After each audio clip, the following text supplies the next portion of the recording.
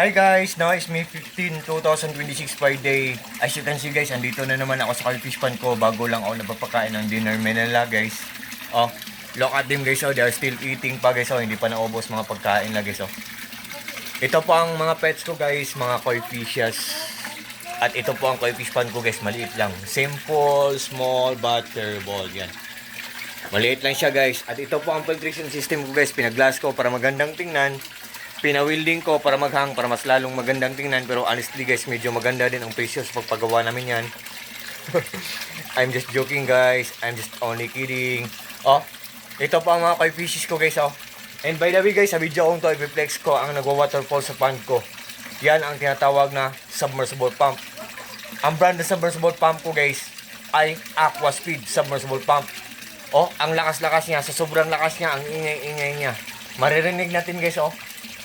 Sa sobrang lakas niya, ang ingay-ingay niya, para siyang nature na waterfall sa bukid na pagbagsak ng tubig. Ang sarap-sarap pakinggan sa mga tainga natin para tayong nagme-meditate.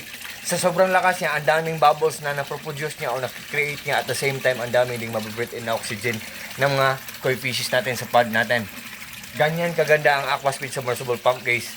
Tapos, hindi siya malakas kumain ng kuryente at good lang ang kanyang quality. So guys, I hope maniwala po kayo sa akin guys, kasi meron kaming solar power system setup. Marami kaming mga solar panels sa bubong namin, sa roof namin. Zero electric bill kami every month. Believe me or not guys, maniwala kayo sa hindi. Wala kaming binabayaran maski piyeso every month, kasi marami kaming mga solar panels sa bubong namin, sa roof namin. May inverter kami na malaki, may generator kami, malaki at maliit, dalawa. At saka, kahit water pressure tank namin guys, solar lang ang nagpapaandar guys. Yan. Ito po ang mga pets ko guys, mga koi fishes. So, guys, sa mga fish keepers dyan na naghahanap ng submersible pump guys, meron kaming solar power system setup. Zero electric bill kami every month. At may monitoring. Nalalaman namin or namomonitor namin ang isang gadget kung matipid lang kumain ng kuryente or kung good ang kanyang quality. So, guys, itry nyo lang ang product na nire-recommend ko dyan sa link ko ha. Aquaspeed submersible pump. Matipid lang siyang kumain ng kuryente, good ang kanyang quality. Pero, but still yet guys ha, maganda siya, mura siya. Matipid lang siya kumain ng kuryente, maganda ang kanyang quality. But still yet, sa huli kayo pa rin ang mag-desisyon guys. What I mean po, it's up to you po.